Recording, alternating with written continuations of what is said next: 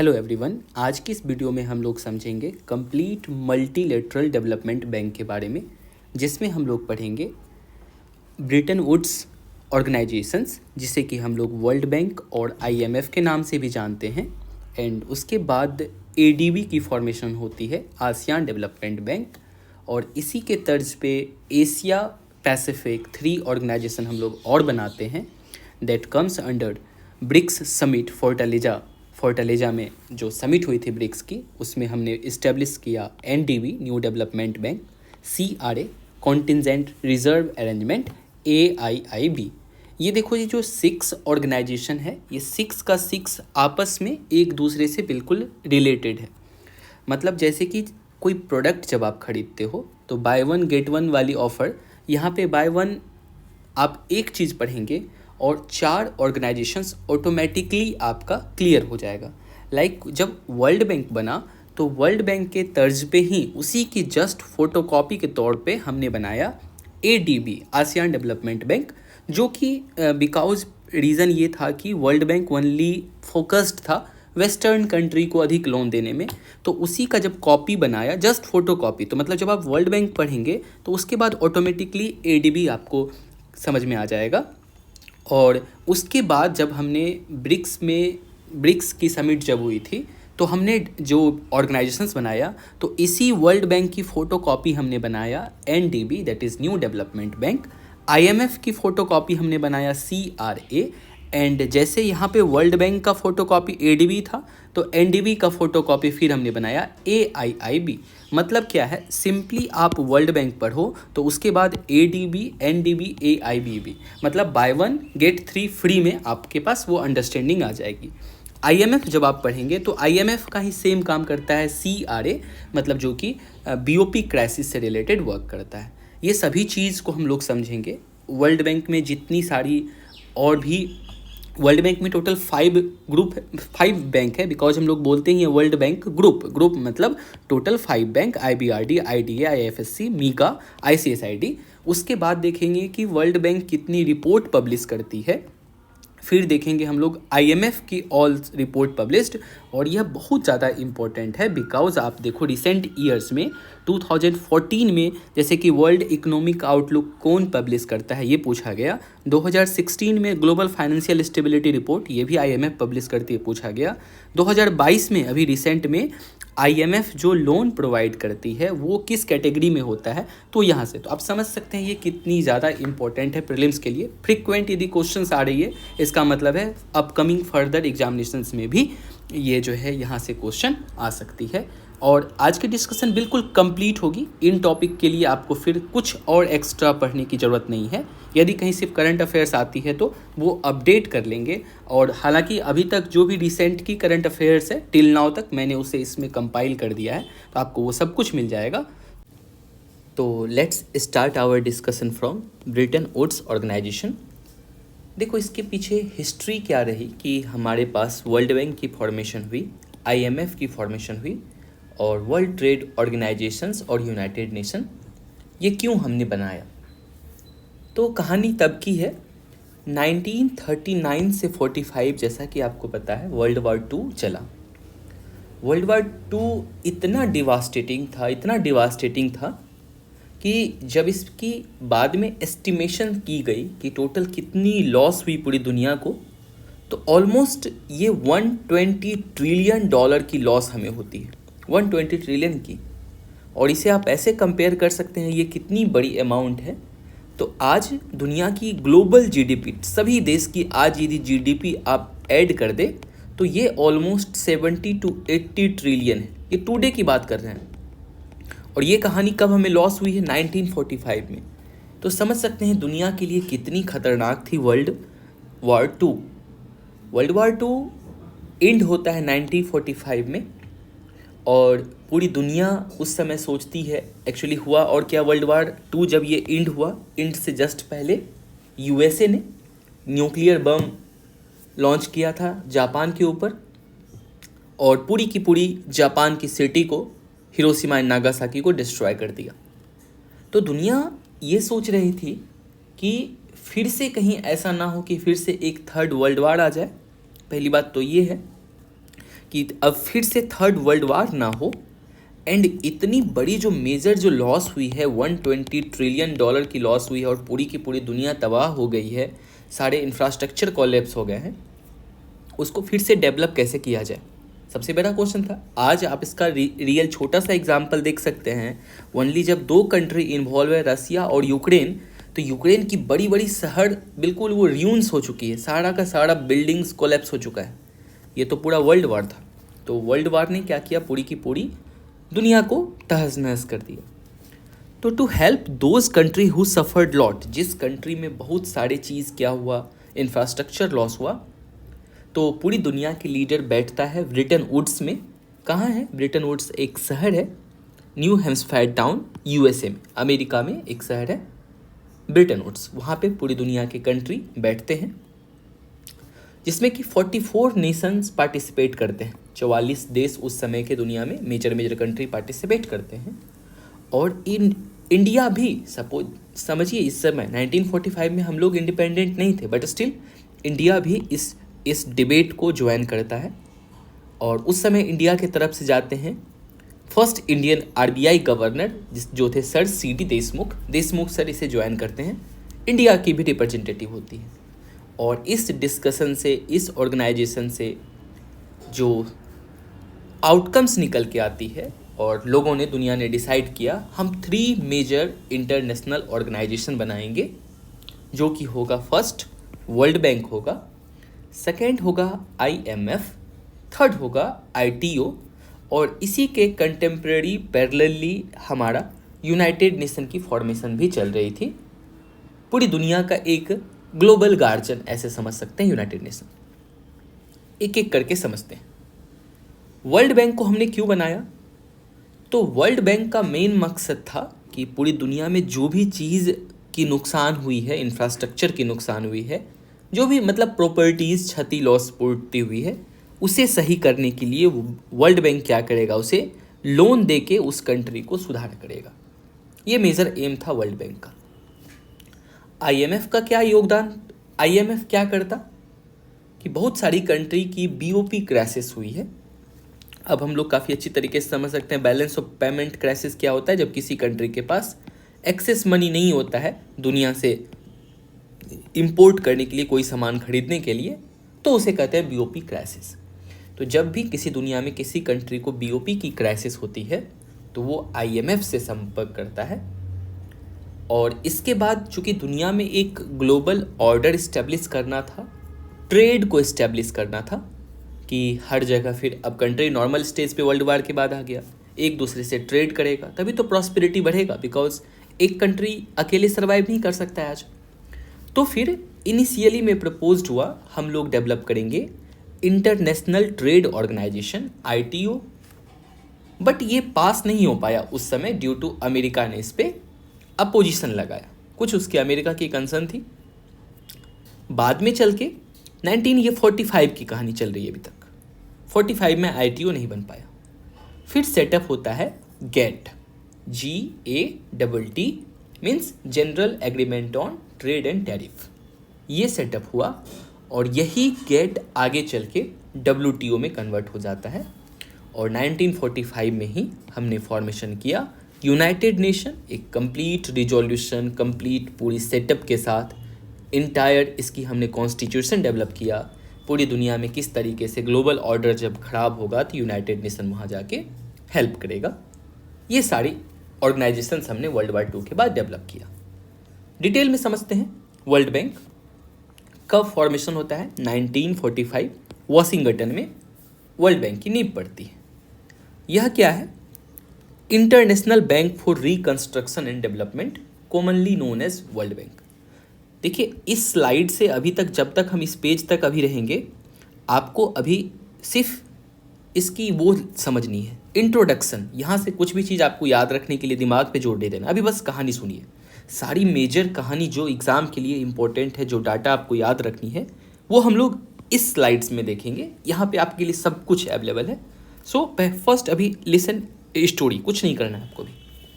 तो बताया ही हमने कि पूरी दुनिया में रिकंस्ट्रक्शन, पूरी दुनिया तबाह हुई थी, न्यू बिल्डिंग्स बनानी थी, इंफ्रास्ट्रक्चर बनानी थी, तो इसलिए इसका नाम हमने IBRD भी बोलते हैं, commonly known as World Bank. Main purpose क्या था वर्ल्ड बैंक का? To provide loan to those countries who are being affected in Second World War. Second World War में जो जो कंट्री अफेक्टेड हुआ है उसे सहायता, उसे लोन प्रोवाइड करना। जब वर्ल्ड वॉर कंप्लीट ख़त्म हो गया, फिर सभी देश जहाँ जहाँ अफेक्टेड हुआ था वो उसने अपनी ऑब्जेक्टिव अचीव कर लिया, इंफ्रास्ट्रक्चर कंप्लीट हो गया, लगभग अब नॉर्मल स्टेज पे आ चुका था। तो अब वर्ल्ड बैंक की ऑब्जेक्टिव्स ख़त्म हो चुकी थी जिसके लिए वो बना था। तो वर्ल्ड बैंक ने अपने आप को फिर से मॉडिफाई किया। उसने कहा कि पूरी दुनिया में तो डेवलपमेंट एक समान नहीं है, कोई कंट्री हाईली डेवलप्ड है, कोई बहुत, जैसे बुरुंडी जैसा कंट्री है, बहुत गरीब देश भी अफ्रीकन कंट्रीज़ हैं या डेवलपिंग कंट्रीज़ हैं।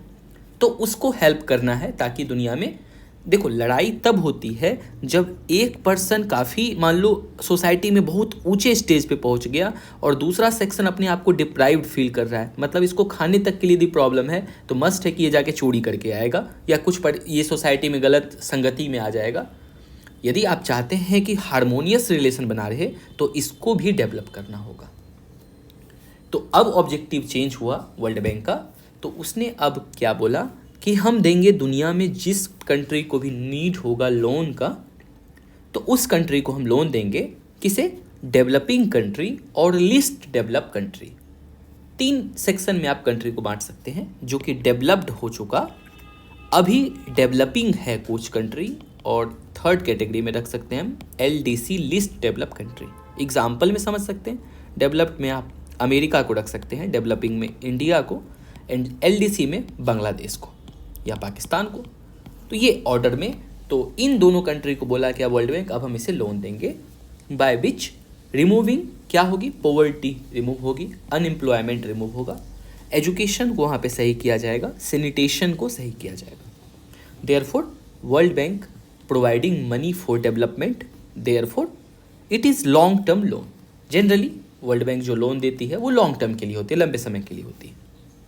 ऑब्वियस सी बात है, ये सब डेवलपमेंटल सेक्टर के लिए। तो डेवलपमेंटल सेक्टर कोई बाजार तो नहीं है कि कोई दुकान में आपने इन्वेस्ट कर दिया, कल दिन से प्रॉफिट आने लगा। LDC में मान लो कोई रोड बन रहा है, रोड बनने में लंबी समय लगती है, 4-5 साल में रोड बनेगा, फिर उससे रेवेन्यू जनरेट होना स्टार्ट होगा। तो इसलिए लॉन्ग टर्म के लिए वर्ल्ड बैंक सब कुछ को टेक्निकली समझना है, रटना नहीं है, सब कुछ को समझना है कि आखिर क्यों ऐसा हो रहा है। अब हमने जो बात किया, वर्ल्ड बैंक का मतलब जब भी इकोनॉमिक्स की भाषा में आएगा, 2 इंस्टीट्यूशन को साथ में रखेंगे। IBRD और IDA को वर्ल्ड बैंक कहते हैं, और वर्ल्ड बैंक ग्रुप में टोटल आते हैं 5 bank, 5 organisation, IBRD, IDA, IFSC, MIGA and ICSID। यहाँ पे घबराना नहीं है, अभी इसको बिल्कुल अभी याद नहीं रखना, इसके लिए हम लोग चलेंगे नेक्स्ट पेज पे। बस अभी आप यहाँ पे, अब ये चीज़ हमारा कंप्लीट होता है डिस्कशन वर्ल्ड बैंक पे। नेक्स्ट समझते हैं IMF का काम। हमने बताया फुल फॉर्म होती है इंटरनेशनल मॉनेटरी फंड। ये भी दिसंबर 1945 में वाशिंगटन में इस्टेब्लिशमेंट होता है। मेन पर्पस क्या था इसका? To improve BOP crisis, balance of payment से जब भी रिलेटेड क्राइसिस होगा तो जो सबसे पहला ऑर्गेनाइजेशन सामने आएगा वो आएगा IMF।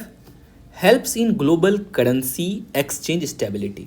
आपने देखा था कि कोई कंट्री कैसे $1 इज इक्वस टू, मान लो हम 1 रुपीज़ रखे या $1 इज इक्वस टू 70 रुपीज़ रखे, इसके बारे में जो बैलेंस बना के वो जो एक तरह से ऑर्गेनाइजेशन इस पर हमें हेल्प करती है, that is IMF, international monetary fund. इसे हम लोग रिजर्वायर ऑफ करेंसी भी कहते हैं, बिकॉज IMF के जो भी मेंबर बनेंगे वो सभी अपना करेंसी IMF में जाके जमा करेगा। पूरी सेटअप लेटर हम लोग देखेंगे इसको। IMF providing money for BOP crisis, और BOP क्राइसिस के लिए जब मनी प्रोवाइड करेगा तो ये शॉर्ट टर्म लोन होगा। ऐसा मान लो ये डेली आपके ट्रेड के लिए जब प्रॉब्लम है BOP अकाउंट के लिए, तो थोड़े दिन इसमें ही सही हो जाएगा वो। जैसे श्रीलंका को मान लो भी मिला तो शॉर्ट टर्म के लिए लोन मिला BOP क्राइसिस के लिए, लेकिन हम डेवलपमेंट के लिए देंगे तो 5 साल 10 साल के लिए। इसीलिए थोड़ा सा एक डिफरेंस आपको वर्ल्ड बैंक में और IMF का लोन में डिफरेंस क्या है, ये शॉर्ट टर्म लोन देता है, ये लॉन्ग टर्म लोन देता है। Presently as per data of 2021, आप इसे करेक्ट करके गूगल करके देख लेंगे 2023 में कितने मेंबर्स हैं। 2021 में 190 मेंबर था। उसके बाद रेट ऑफ एक्सचेंज क्राइसिस जब भी होगा, रेट ऑफ एक्सचेंज क्राइसिस कहीं मान लो कभी कभी आपने सुना होगा कहीं पे हाइपर इन्फ्लेशन आ जाता है, मतलब $1 इज इक्वल टू किसी करेंसी की मान लो 1 लाख मान लो रुपीज़ हो जाए, that is known as hyperinflation, जहाँ पे कि मतलब ये कंट्री कंप्लीट बर्बाद हो रहा है। तो ऐसे केस में IMF जाके फिर उसको हेल्प करेगा। IMF take care of global macroeconomic issue. जो भी मैक्रो मतलब क्या होता है, दो वर्ड हैं, एक होता है माइक्रो, एक होता है मैक्रो। ये होता है स्मॉल लेवल पे और ये होता है लार्ज लेवल पे। जब मैक्रो की बात करें तो दुनिया में जो बड़ी बड़ी इकोनॉमिक प्रॉब्लम्स होगी उसके लिए, उसकी ट्रीटमेंट के लिए कौन आएगा, IMF सामने निकल के आएगा। ITO हमने बात किया, इंटरनेशनल ट्रेड ऑर्गेनाइजेशन डेवलपमेंट की बात किया, बट पास नहीं हो पाया अमेरिका के अपोजिशन के कारण। फिर हमने बनाया GATT, general agreement on trade and tariff, and उसके बाद यही ऑर्गेनाइजेशंस आगे चल के बनती है WTO। क्यों बना WTO, हम WTO को यहीं पे कंप्लीट करते हैं पहले। तो इशू क्या था गेट में जो 1948 में बना, दो चीज़ हमने उसमें ट्रेड में शामिल ही नहीं किया। क्या चीज़ को, सर्विसेज को। आप समझ सकते हैं ये किस पीरियड में बना है, 1948 में। तो समझिए कि 1948 में कौन सर्विस की बात करता, कहाँ पे ट्रेड होती, नहीं होती थी। 1945 में क्या आपके पास इंटरनेट था, नहीं था। क्या कंप्यूटर उस समय चलता था, नहीं था। सर्विसेज सेक्टर में ऐसी कोई चीज़, क्या ऐसा कोई था कि डॉक्टर्स जो है मान लो अमेरिका से जा रहा है इंडिया में ट्रीटमेंट करने के लिए, इंडिया से अमेरिका जा रहा है, मतलब उस समय सर्विस सेक्टर डेवलप ही नहीं था। तो कहाँ से गेट को पता चलता कि हाँ मुझे ऐड करनी है। तो गेट में सर्विस सेक्टर के ट्रेड के लिए कोई वहाँ पे नहीं था प्रोविज़न। तो एक इशू था। सेकंड इशू क्या था कि डिस्प्यूट सेटलमेंट का हमने सॉल्यूशन के लिए गेट में कोई प्रोविज़न ही नहीं किया। इन दो वजह से हमें क्या करना पड़ा अपने गेट को रिफॉर्म के लिए। So trade can be initiated eight global level. तो हमने फिर 1986 में मीटिंग होती है गेट की, कहाँ पे, उरुग्वे में। और उरुग्वे में ये फैसला लिया गया कि हम गेट को रिप्लेस करके बनाएंगे उसे वर्ल्ड ट्रेड ऑर्गेनाइजेशन, और जो ये दो इशू है इसमें, उस दो इशू को हम सॉल्व करेंगे। बट मीटिंग हुआ, लेकिन फाइनली WTO को बनते बनते 8 साल और लग गए, तब जाके WTO एक ऑर्गेनाइजेशन बन के सामने आता है और ये फंक्शनिंग अपना स्टार्ट करता है 1 जनवरी 1995 से स्टार्टेड वर्किंग। ये हमें वर्ल्ड WTO में अभी इतनी ही जाननी है। और जो सबसे WTO में कुछ चीज़ें और इम्पोर्टेंट चीज़ हैं, लाइक क्या कि जो मिनिस्ट्रियल कॉन्फ्रेंस होता है, वो मिनिस्ट्रियल कॉन्फ्रेंस तो अभी हम लोग जब PT 365 अभी पढ़ेंगे तो उसमें इसको कवर कर देंगे। अनदर चीज़ है कि WTO की मीटिंग से ढेर सारी चीज़ें और भी है, जैसे कि इंटेलेक्चुअल प्रॉपर्टी राइट्स हैं, green box, blue box, amber box, subsidy हैं। इन सब टॉपिक के लिए मैं एक एक्स्ट्रा वीडियो बनाऊंगा, वहाँ पे हम WTO को समझेंगे। अभी हम समझते हैं अब अपनी जर्नी में इस ऑर्गेनाइजेशंस को, वर्ल्ड बैंक ग्रुप को डिटेल में, IMF की फंक्शनिंग को। देखो, इन सारे बैंक को, वर्ल्ड बैंक ग्रुप को, एंड जो है आपका, वेट अ सेकेंड, हाँ, जो वर्ल्ड बैंक ग्रुप है, IMF है, इसे हम लोग कहते हैं multilateral development bank, MDB, multilateral development bank. इसकी मीनिंग मल्टीलेटरल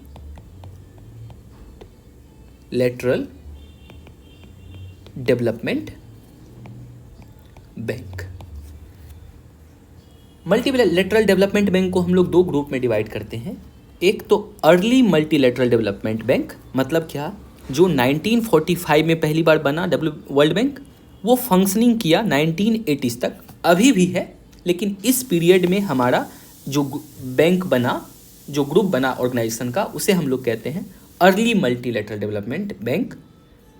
1980s में कुछ प्रॉब्लम्स आती है दुनिया में, इकोनॉमिक क्राइसिस हर जगह देखने को मिलता है, स्लो डाउन देखने को मिलता है। एशिया कंट्री, एशिया जैसे कि हम लोग इंडिया है, चाइना है, जापान है, वो फील कर रहा था कि वर्ल्ड बैंक में हमारी उतनी प्रेजेंस नहीं है जितनी होनी चाहिए। मतलब वर्ल्ड बैंक हमें उतनी हेल्प नहीं कर रहा है जितना world bank, IMF western country को हेल्प कर रहा है। तो 1980s के डिस्कशन में कंट्रीज़ ने, फिर कुछ कंट्री एशियन कंट्री ने डिसाइड किया हम लोग न्यू मल्टीलेटरल डेवलपमेंट बनाएंगे, जो कि जनरली इसमें इनिशिएटिव था ब्रिक्स नेशन का। ब्रिक्स कंट्री आपको पता है कौन सा है? ब्राज़ील है, रसिया है, इंडिया है, चाइना है और साउथ अफ्रीका है। ये मेजर कंट्री ने डिसाइड किया कि अब हमें जो है अपने लिए कुछ अलग सा और ऑर्गेनाइजेशन सेटअप करना है, बिकॉज ये कम ऑर्गेनाइजेशन उतना मुझे हेल्प नहीं कर रहा है। तो इससे याद रखने के लिए अभी जो आपको बस देखिए ये कितनी आसान हो जाएगी, हालांकि मुझे आज इसकी कोई ज़रूरत नहीं थी इस लेक्चर में इस 3 ऑर्गेनाइजेशन को पढ़ना, बट आपको पता है ये कितनी मस्त चीज़ है कि मतलब आप जो चीज़ पढ़ेंगे वर्ल्ड बैंक की सारी प्रोविज़न, सेम वर्ल्ड बैंक का फोटो कॉपी ऑर्गेनाइजेशंस है ADB, आसियान डेवलपमेंट बैंक। मतलब इसे पढ़ लो और आंख बंद करके एकदम 110% गारंटी सारी जो काम वर्ल्ड बैंक ग्रुप करता है ADB करेगा। मतलब ये पढ़ाई की आपने, ये डन, बिकॉज वर्ल्ड बैंक की फोटो कॉपी ADB थी। और आपको जान के आश्चर्य होगा कि वर्ल्ड बैंक ग्रुप का ही फोटो कॉपी है NDB, न्यू डेवलपमेंट बैंक। मतलब वर्ल्ड बैंक ग्रुप को जैसे आपने पढ़ा, ADB ऑलरेडी कंप्लीटेड, NDB भी ऑलरेडी कंप्लीटेड, और इसी NDB का फोटो कॉपी है AIIB, एशियन इंफ्रास्ट्रक्चर बैंक। मतलब ये भी कंप्लीट। मतलब एक तीर से 4 निशाना अभी हम लोग लगाएंगे। वर्ल्ड बैंक ग्रुप को पढ़ेंगे, automatically ADB complete, automatically NDB complete, automatically AIIB complete. 4 organisation एक पढ़ेंगे कंप्लीट। IMF की फोटोकॉपी ऑर्गेनाइजेशन है CRA, बिल्कुल डिट्टो, 100% डिट्टो जो काम IMF करता है दैट इज सेम काम करता है CRA, कॉन्टिजेंट रिजर्व अरेंजमेंट। तो इसको जो पढ़ेंगे ऑटोमेटिकली ये भी डन हो जाएगा। मतलब हमें अभी पढ़ना है बस 2 ही ऑर्गेनाइजेशन को, ये 2 को पढ़ेंगे, सब इंटायरली इतना सारा ऑर्गेनाइजेशन एक बार में क्लियर हो जाएगा। So let's start world Bank group. World Bank में टोटल कितने ग्रुप आते हैं? अभी हमने बात किया वर्ल्ड बैंक की टोटल ग्रुप है IBRD, IDA, IFSC, मीगा, ICSID। Full form के लिए आप इसे IBRD का मतलब होता है International Bank for Reconstruction and development, IDA international development association, IFSC international finance corporation, मीगा multilateral development guarantee agency, ICSID international centre for settlement of international dispute. इसकी full form मैंने यहाँ पे लिखी है, आप यहाँ से लिख लेंगे, ये PDF आपको टेलीग्राम पे मिल जाएगा। तो मतलब क्या था कि ये तो पहले 5 है, पाँचों का काम क्या क्या है, अलग अलग काम होगा तब तो बनाया था। और हमने बात किया था इस दोनों को मिला दे तो इस दोनों को हम लोग कहते हैं वर्ल्ड बैंक, और 5 वर्ल्ड बैंक ग्रुप में आता है। IBRD का काम है, L मीन्स लोन प्रोवाइड करना, TA मीन्स टेक्निकल असिस्टेंस। मान लो कि हमने क्या किया, वर्ल्ड बैंक ने बुरुंडी कंट्री को लोन दे दिया, लोन मान लो रोड बनाने के लिए दिया, और बुरुंडी क्या करे, बोलता है हमको तो रोड बनाने आता नहीं है, चलो इस पैसे से जाके लेट्स पार्टी ब्रो, और वो पार्टी करने चले जाए। तो एटलीस्ट टेक्निकल असिस्टेंस, टेक्नोलॉजी भी तो देना पड़ेगा, बताना भी तो पड़ेगा कैसे तुम्हें काम करनी है।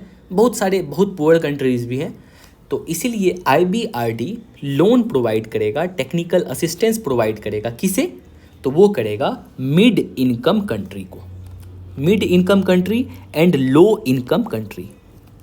बताया अभी हमने दुनिया में 3 कैटेगरीज में हम डिवाइड करते हैं। एक तो मिड इनकम, पहले तो हाई इनकम कंट्री हो गया जो उसको डेवलप्ड आप समझ लीजिए, मिड इनकम कंट्री मतलब डेवलपिंग, और लो इनकम कंट्री जो कि बांग्लादेश टाइप का कंट्री। तो क्लियर है, IBRD लोन और technical assistance mid income country और लो इनकम कंट्री को देगा। कुछ कंट्री ऐसे हैं, जैसे हमारे सोसाइटीज़ में कुछ पीपल ऐसे हैं जो कि इवन लोन तक नहीं ले सकता है। लोन मतलब यदि आप लोन ले रहे हैं तो एक ना एक दिन पैसे वापस करना होगा, प्लस इंटरेस्ट के साथ। कुछ पीपल ऐसे हैं जो कि लोन की मतलब क्या, वो इंटरेस्ट भी पे नहीं कर पाएगा।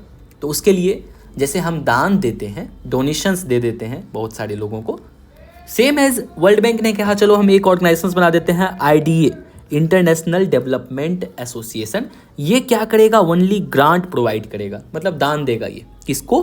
पुअर कंट्री को ये क्या देगा, डोनेशंस देगा, प्लस टेक्निकल असिस्टेंस भी देगा। यदि उसे हेल्प की ज़रूरत है तो हेल्प प्लस ग्रांट दे दिया। ग्रांट मतलब ये पैसे कभी वापस नहीं आएगा। जैसे आप मंदिर में जाते हो, कुछ पैसे डाल दिया, दैट इज़ योर ग्रांट। मतलब वो पैसे आप कभी नहीं चाहते हो कि ये पैसे वापस आए, तो दैट मीन्स आईडीए का काम है ग्रांट प्लस टेक्निकल असिस्टेंस देना। देखो सबका काम डन हो गया, mid income country, low income country, poor का भी काम डन हो गया। तब उधर से आता है प्राइवेट ऑर्गेनाइजेशन। मान लो मुकेश अंबानी साहब बोल रहे हैं क्या, अरे भैया सबको तो आपने दे दिया, मुझे भी, प्राइवेट आदमी को भी तो एक बार देख लीजिए, ये सब तो कंट्री को आप दे रहे हैं। तो फिर क्या होता है कि अब जाके यदि किसी प्राइवेट बिजनेसमैन को मनी चाहिए, कोई प्राइवेट कंपनी को भी लोन चाहिए, तो उसके लिए वर्ल्ड बैंक ने बनाया आईएफसी प्राइवेट सेक्टर को लोन देता है, लोन देगा प्लस तो उससे इंटरेस्ट रेट लेगा ही। इसी आईएफएससी ने लॉन्च किया था मसाला बॉन्ड। आपको मैंने बोला था मसाला बॉन्ड, आप देख लीजिएगा मेरे प्लेलिस्ट में है।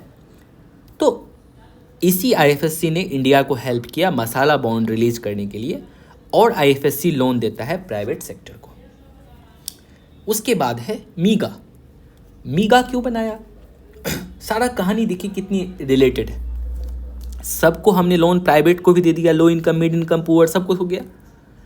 तो कुछ पीपल का कंसर्न था कि हम अब ये ग्लोबलाइज्ड वर्ल्ड है, हम किसी दूसरे देश में इन्वेस्ट करने जाएं। एग्जाम्पल क्या, इसका रियल एग्जाम्पल आप ले लीजिए। आपको पता है पिछले साल क्या हुआ, हैदराबाद में एप्पल का ऑफिस है, लोगों ने कुछ अफवाह सुना और एप्पल के उस पर जो है अटैक कर दिया। एप्पल का जो वहाँ पे शॉप है, बड़ी सी मैन्युफैक्चरिंग यूनिट, उस पर लोगों ने अटैक करके पूरा का पूरा बहुत कोलैप्स कर दिया, बिल्डिंग तोड़ दिया। तो यदि ऐसा बना रहेगा तो फिर सपोज करो अगले दिन से कोई फॉरेन इन्वेस्टर आना चाहेगा इंडिया? नहीं आना चाहेगा, बोलेगा अरे हम नहीं जाएंगे, इंडिया में बहुत मारपीट होता है, या फिर मेरा सारा सामान बर्बाद हो गया। तो फिर वर्ल्ड बैंक कहता है डोंट वरी, टेंशन नहीं लो, अभी हम जिंदा हैं ब्रो।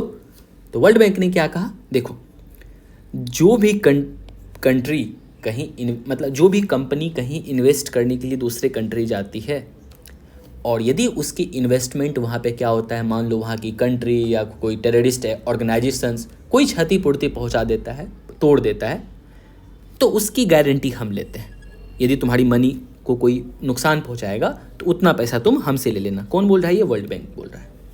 ये भी क्यों कर रहा है? पूरी ग्लोबल ऑर्डर को बैलेंस करने के लिए, पूरी दुनिया में शांति से सब कुछ चले। इंश्योरेंस प्रोवाइड कर दी अमेरिका ने। इन सब के बाद सारा कुछ इसका भी काम डन हो गया, इंश्योरेंस को भी गारंटी मिल गया। फिर अब जाके जब कोई दूसरी कंट्री इंडिया आ रही है तो डिस्प्यूट होना तो तय है। कभी भी जब दो पीपल क्लोज आएंगे तो डिस्प्यूट होगा। मान लो कि एप्पल ने यहाँ फर्म लगाया, तो हो सकता है स्टेट गवर्नमेंट बोलेगा कि अरे तुमको मैंने इतना ज़मीन दिया था, तुम इससे अधिक ज़मीन ले लिया, या पानी अधिक यूज़ कर लिया, या मतलब किसी तरह का डिस्प्यूट कोई भी। जब दो स्टेट में डिस्प्यूट हो जाता है, प्राइम मिनिस्टर और सीएम में डिस्प्यूट हो जाता है, ये तो फॉरेन कंट्री से कोई आ रहा है, तो जब कोई डिस्प्यूट होगा ना, इन्वेस्टमेंट डिस्प्यूट होगा, तो उसके सेटलमेंट के लिए भी हमने एक ऑर्गेनाइजेशन बना दिया, ICSID, international centre for settlement of investment dispute. मतलब इन्वेस्टमेंट से रिलेटेड जितने भी डिस्प्यूट होंगे वो सेटलमेंट कौन करेगा? तो वर्ल्ड बैंक का जो ऑर्गेनाइजेशन है ICSID। ये 5 बॉडी, 5 ऑर्गेनाइजेशंस ये काम करता है। इसके बाद वर्ल्ड बैंक कुछ रिपोर्ट पब्लिश करता है, पूरी दुनिया में कैसे कैसे क्या चल रहा है उससे रिलेटेड रिपोर्ट कार्ड। जैसे मान लो हम लोग पढ़ाई करते थे स्कूल में, तो हमारी रिपोर्ट कार्ड आती थी, रिपोर्ट कार्ड में हमारा परफॉर्मेंस बताता था। उसी तरीके से पूरी दुनिया की परफॉर्मेंस बताने के लिए वर्ल्ड बैंक कुछ रिपोर्ट जारी करता है। बहुत बहुत ध्यान से आप रिपोर्ट को देखेंगे, बिकॉज ये देखो कितनी ज़्यादा रिपोर्ट से क्वेश्चन है लगातार। 2022 में यहाँ से क्वेश्चन है, 2014 में, 2016 में। तो वर्ल्ड बैंक का रिपोर्ट क्या है? World Bank total 4 report publish करता है। First, World Development Report, ease of doing business index. कि ईज ऑफ डूइंग बिजनेस मतलब क्या हो गया कि कौन सी कंट्री में जो है क्या बिजनेस करने के लिए सही चीज़ चल रहा है, मतलब कौन सी कंट्री में आपको स्मूथनेस मिलेगा, इलेक्ट्रिसिटी अच्छे से प्रोवाइड हो जाएगा, लॉ एंड ऑर्डर सही होगा। तो ease of doing business index जो है वो कौन पब्लिश करता है? World Bank group.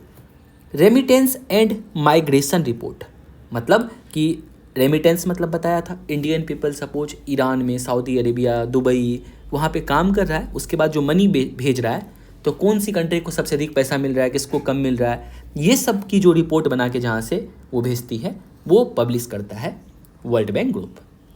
और फोर्थ रिपोर्ट जो पब्लिश करती है that is known as global economic prosperity report. Global economic prosperity report कि कौन सी कंट्री में कितना प्रॉस्पेरिटी है, कितना खुशहाली है, ये पब्लिश करता है World Bank group. This is the complete discussion regarding World Bank group. Now we will discuss IMF। ठीक है, अच्छा पहले IMF जाने से पहले पहले IMF हम लोग कवर कर लेते हैं। देखो वेट अ सेकेंड, मैं सोचता हूँ पहले IMF को बाद में करेंगे। IMF अभी रहने दीजिए, उसकी डिस्कशन सबसे लास्ट में करते हैं। तो हमने क्या बताया अभी कि इसी वर्ल्ड बैंक का फोटोकॉपी ऑर्गेनाइजेशन बनाया हमने ADB, एशियन डेवलपमेंट बैंक। देखो हुआ क्या, कहानी क्या हुआ इसमें। ये ऑर्गेनाइजेशन चल रही थी, एशियन पीपल जो है ना अपने आप में फील कर रहे थे comparatively less beneficial in the organisation of World Bank group. ये मेजरली ध्यान किधर जा रहा था वर्ल्ड बैंक ग्रुप का, वेस्टर्न कंट्रीज़ में। तो उस समय जापान ने एक इनिशिएटिव लाया कि ऐसा क्या करते हैं ना, हम एशिया के लिए एक डेवलपमेंट बैंक बनाते हैं, same to same photocopy of World Bank group. ये भी क्या प्रोवाइड करेगा, ये भी हमारा Asian development Bank loan provide करेगा, प्लस ग्रांट प्रोवाइड करेगा, प्लस टेक्निकल असिस्टेंस प्रोवाइड करेगा। हमने इसे बनाया 1966 में, इसीलिए इसका नाम मिनी वर्ल्ड बैंक भी कहते हैं। इन एशिया में मिनी वर्ल्ड बैंक ADB को कहते हैं। ये क्या प्रोवाइड करता है, loan, technical assistant, grant. Grant किसे देगा, पब्लिक को या प्राइवेट को, दोनों को ग्रांट देगा वो। इसका हेड क्वार्टर क्या, ग्रांट मतलब फ्री वाला मनी, एक बार दे दिया, जिसे भी प्रॉब्लम है एशिया में उसे देगा ये। इसका हेड क्वार्टर कहाँ है, मनीला के फिलीपींस, मतलब फिलीपींस के मनीला में है।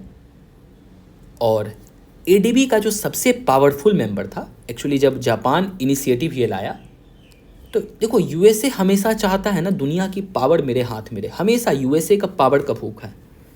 जैसे हम वर्ल्ड बैंक ये ADB बना रहे थे, USA तुरंत दौड़ के आ गया, बोला अरे तुम कैसे रहेगा, मुझे भी अपने इसमें शामिल करो, मैं भी इसका मेंबर बनूंगा।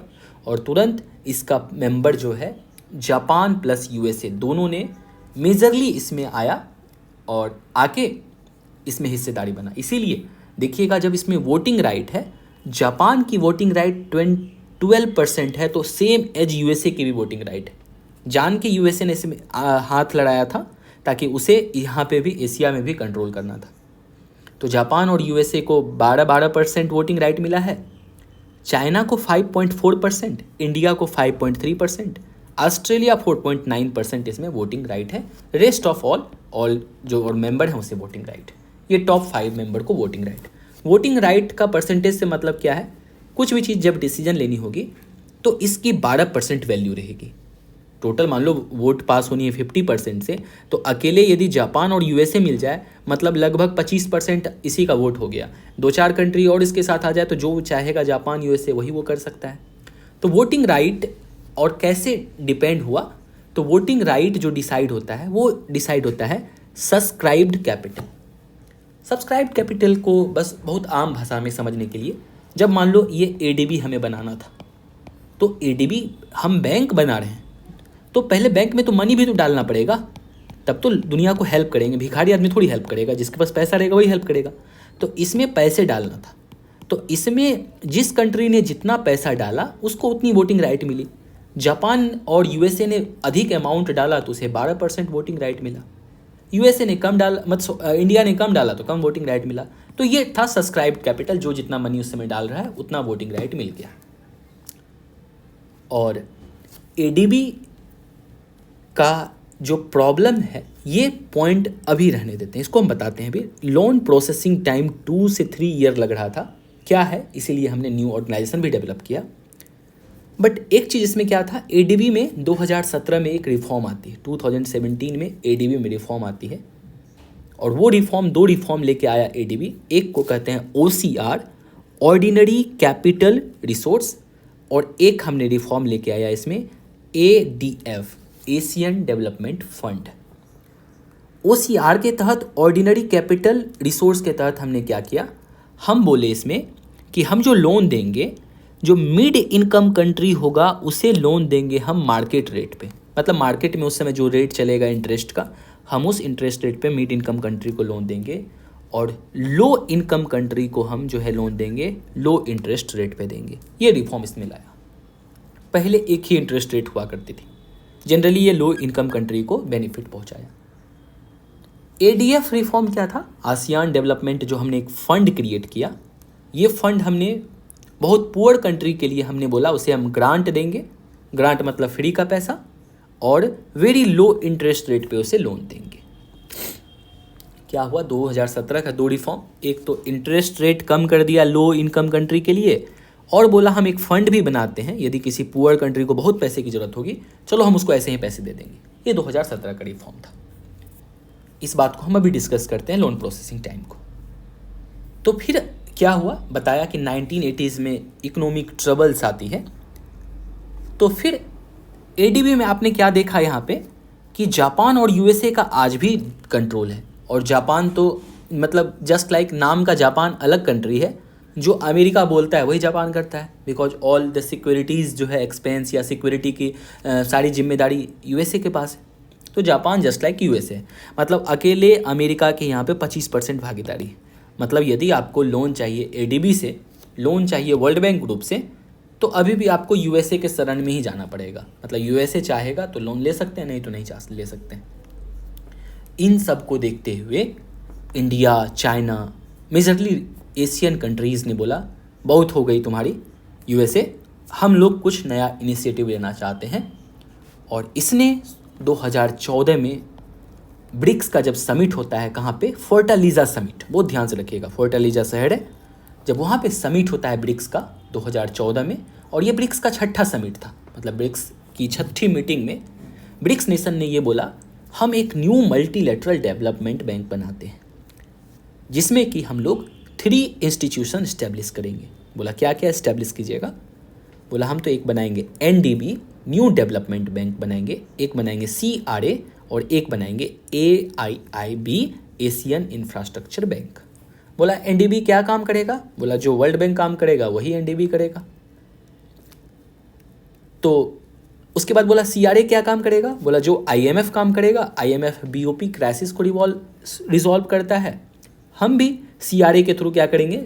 हमारे जितने भी लोग जो हमारे मेंबर को यदि बीओपी क्राइसिस होगा तो हम सीआरए से मदद करेंगे।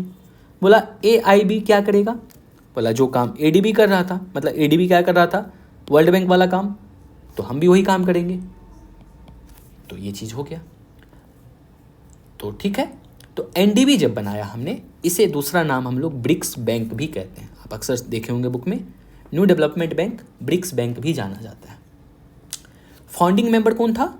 BRICS, BRICS, Brazil, Russia, India, China, South Africa. Voting right देखो यहाँ पे, जैसे कि जब ये बना, इसमें वोटिंग राइट में देखो जापान और यूएसए का पावरफुल था, लेकिन यहाँ पे बोला भाई भाई वाला बात है, मतलब बराबर वोटिंग राइट लेंगे, काहे को लड़ाई झगड़ा करना। तो 20% सब ने आपस में ले लिया, इन 5 मेंबर ने 20% वोटिंग राइट ले लिया। बट 30 मार्च 2022 को क्या हुआ? अभी रिसेंटली 30 मार्च 2022 को कुछ कंट्री इसके मेंबर बनते हैं, जैसे बांग्लादेश, यूएई।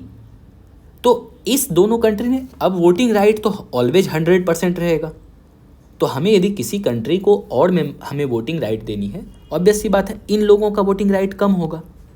तो क्या होता है, इन लोगों ने अपना जो 20% पहले वोटिंग राइट था कम करके 19% वोटिंग राइट कर लिया, और 2 मेंबर बांग्लादेश को हमने 1.83% वोटिंग राइट दे दिया, और यूएई को 1.08% वोटिंग राइट दे दिया।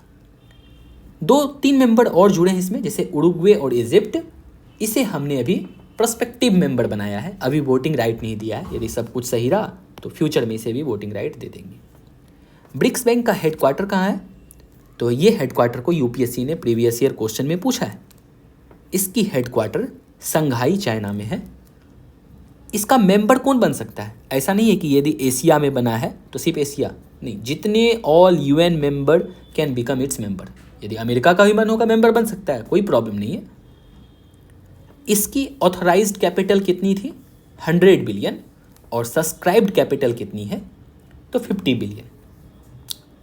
सेकेंड ऑर्गेनाइजेशन जो हमने डेवलप किया CRA, टोटल कैपिटल इसमें कितना हमने डाला, जो कि बीओपी क्राइसिस सॉल्व करने के लिए $100 बिलियन इसमें हमने डाला।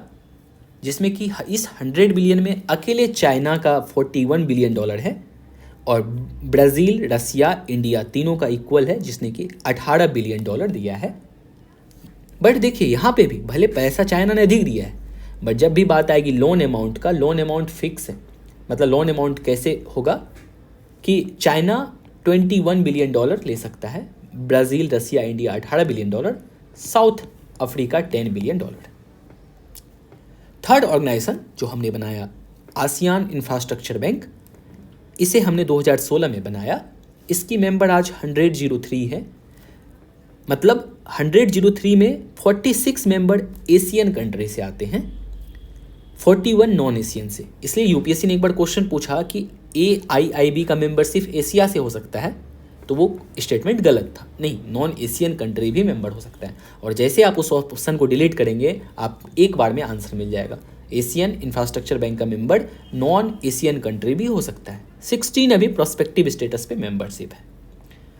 AIB क्या प्रोवाइड करेगा बिना देखे हुए, मैंने बताया था अभी, वर्ल्ड बैंक का फोटो कॉपी है, तो loan, grant, technical assistance public और प्राइवेट दोनों को देगा। अब जो हमने पढ़ा था कि लोन प्रोसेसिंग टाइम, अब यहाँ समझते हैं।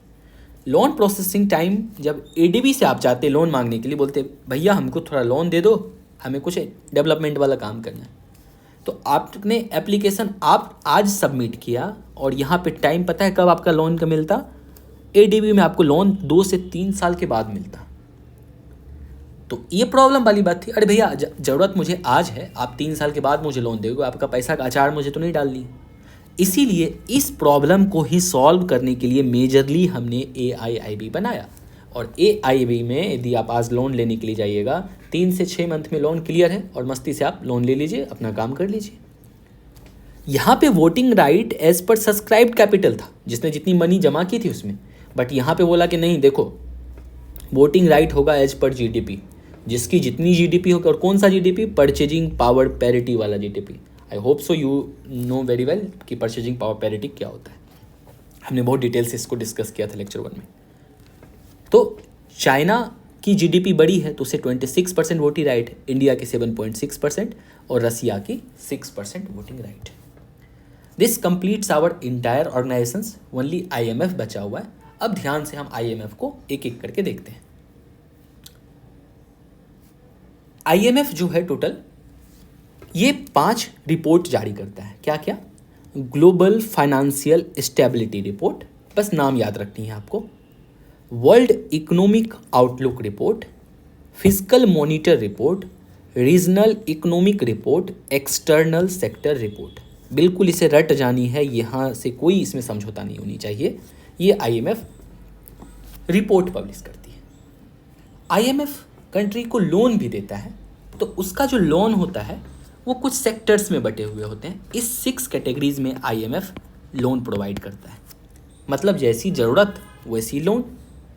एक होती है rapid financial instrument, rapid financial assistant, extended fund facility, stand by arrangement SBA, flexible credit line FCL, precautionary and liquidity line PPL।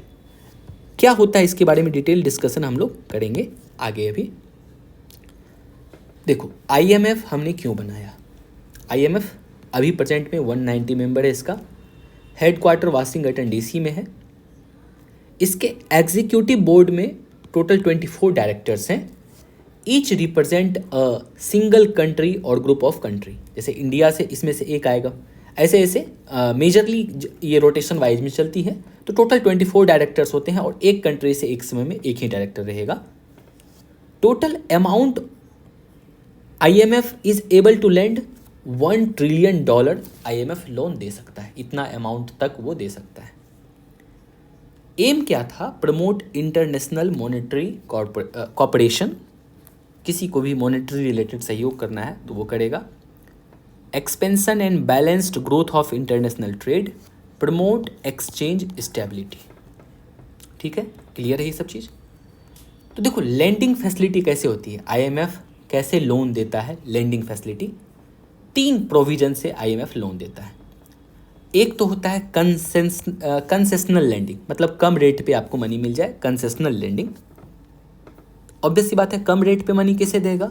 Low income country को, पुअर कंट्रीज को, और ये वेरी लो इंटरेस्ट रेट पे money दे देगा। मान लो पहुंच गया कौन लोन लेने? श्रीलंका पहुंच गया, पाकिस्तान पहुंच गया, बांग्लादेश पहुंच गया, जान रहा है ये लो इनकम कंट्री है, डेवलपिंग, बहुत लिस्ट डेवलपिंग कंट्री है, इसे कम रेट पे लोन दे दो। अब ये जो टाइप ऑफ इसका लोन देखिए किस तरीके का होता है।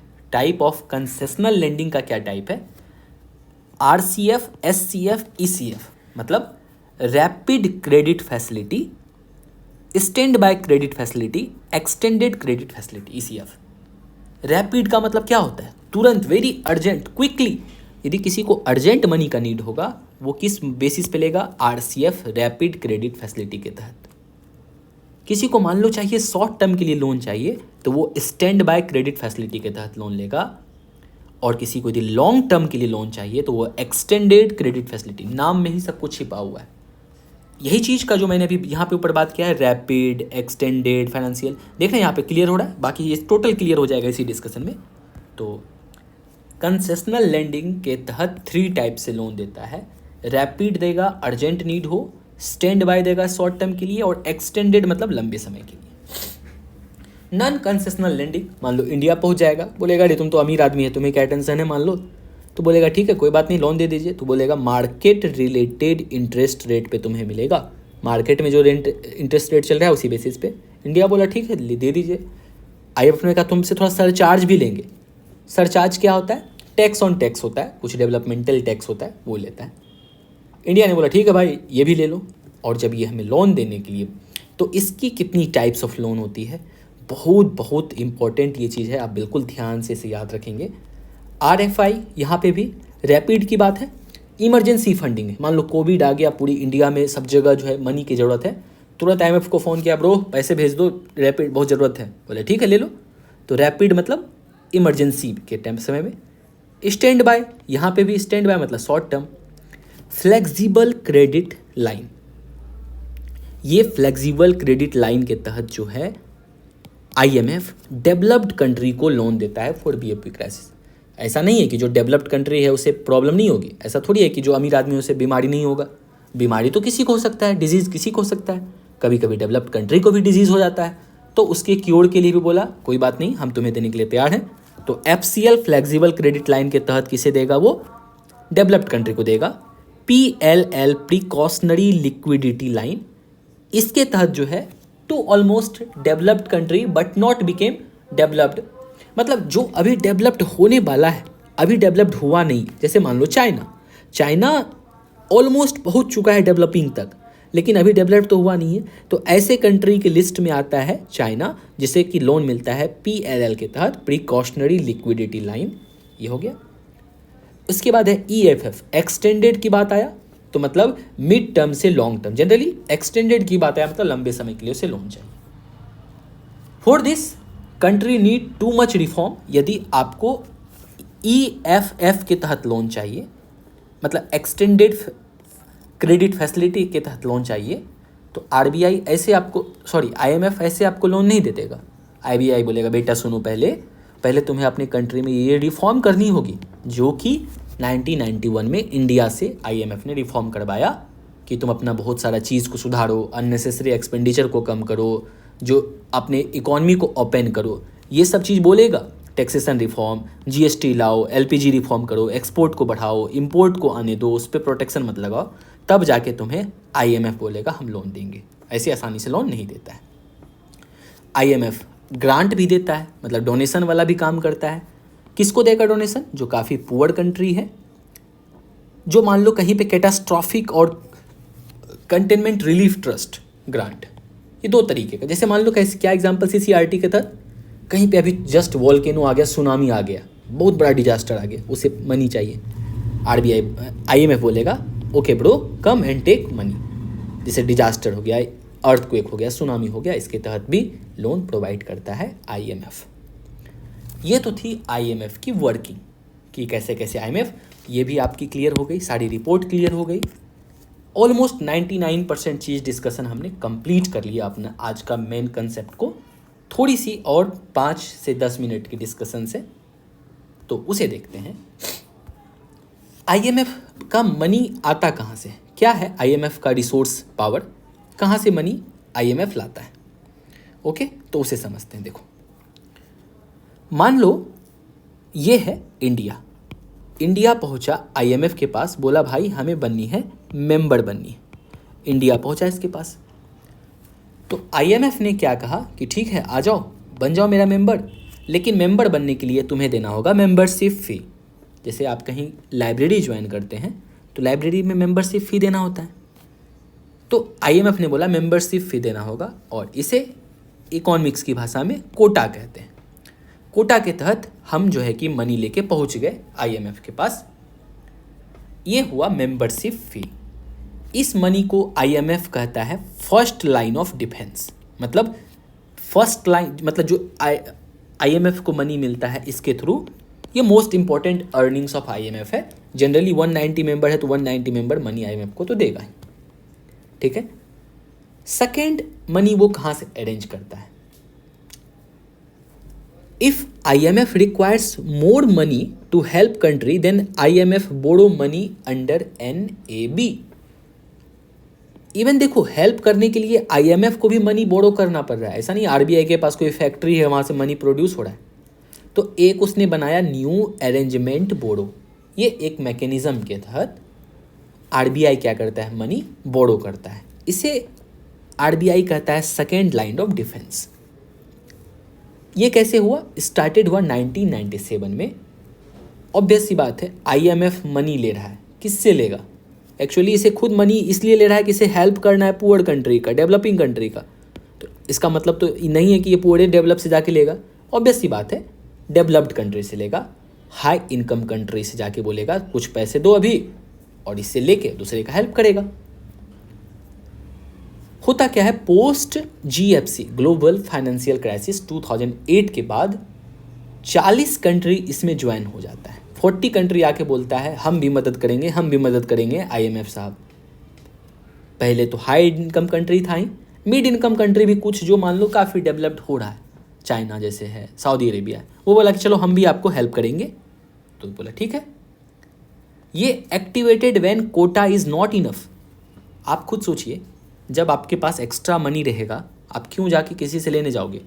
मान लो कोटा के थ्रू मनी, ढेर सारा मनी IMF के पास आ चुका है ऑलरेडी, तो क्यों जाए IMF किसी से लेने के लिए। बोलेगा जाओ आराम करो, तुम अभी पैसा नहीं चाहिए। लेकिन हाँ, मान लो दुनिया में अभी कोविड आ गया है, एकदम पूरी मनी की ज़रूरत है, पूरी मनी की ज़रूरत है, तो क्या बोलेगा IMF, चलो अभी मनी मेरे पास उतना सफिशियंट नहीं, कोटा अमाउंट उतना नहीं है, कोटा अमाउंट मान लो $100 ही है, लेकिन हमें $500 की लोन देनी है।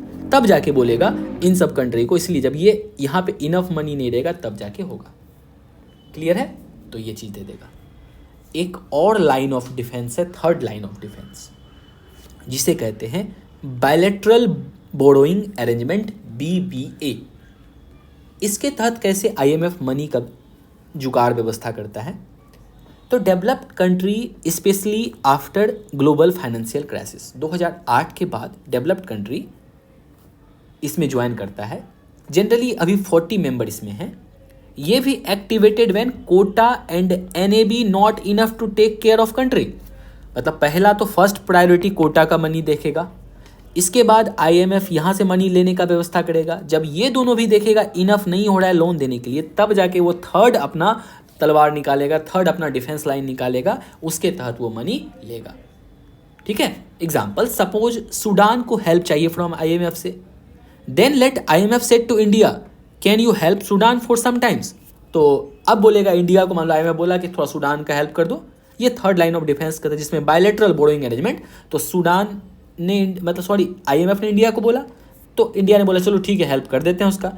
तो अब इधर है सूडान, इधर है इंडिया, जो कुछ हेल्प चाहिए इंडिया सूडान को कर देगा, आपस में दोनों इस तरह से कोई एग्रीमेंट कर लेगा। ये होता है बायलैटरल बोरोइंग अरेंजमेंट। इसके बाद बात करते हैं, जो अभी हमने बात किया IMF कोटा की। ये कोटा कैसे डिटरमाइन होता है, मतलब it determines, IMF quota determines a member's maximum contribution to IMF। मतलब based on strength of country.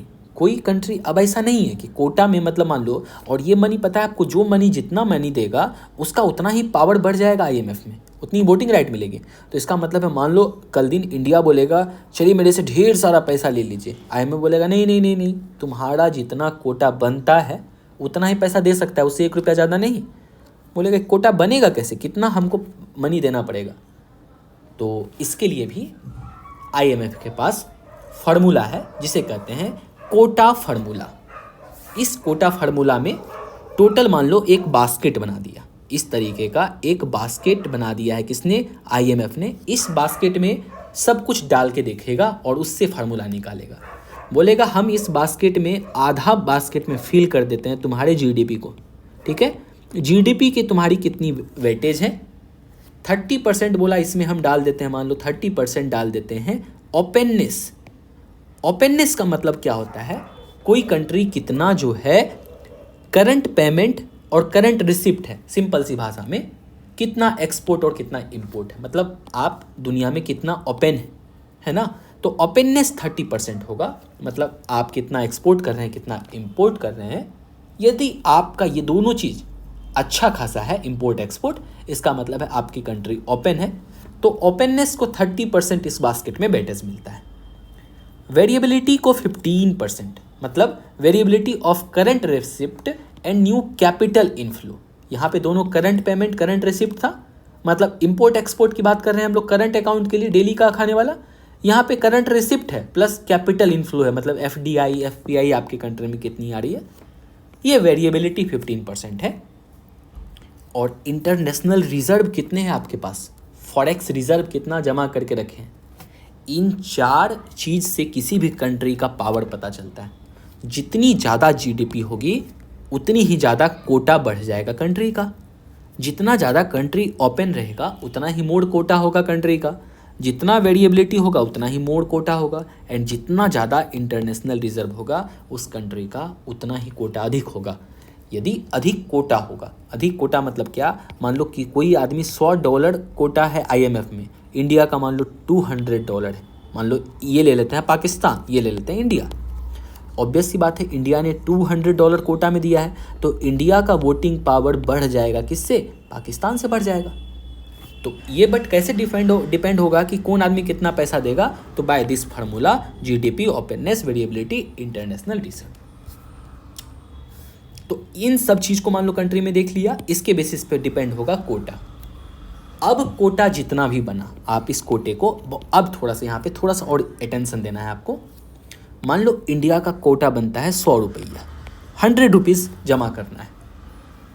तो IMF में ले जाके इस बक्से में भर लिया, हम जाके पहुँच गए IMF के पास। बोला IMF को लो ये 100 रुपया लो, रख लो कोटा। बोलेगा अरे रुको रुको रुको भाई, इतना हड़बड़ क्यों कर रहे हो, ये 100 रुपये ऐसे नहीं देना है।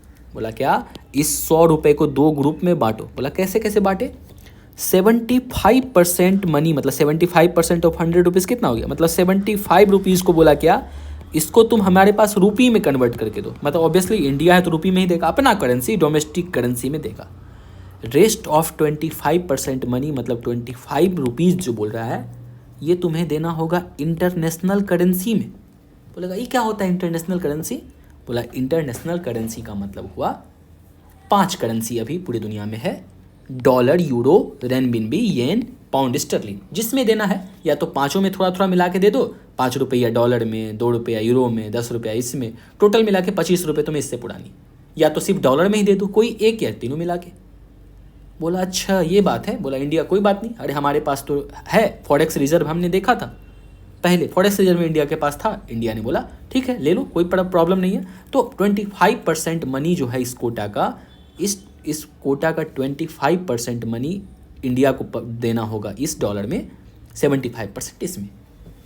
इसी 25% मनी को RTP कहते हैं, रिवर्स ट्रांसपोजिशन, RTP।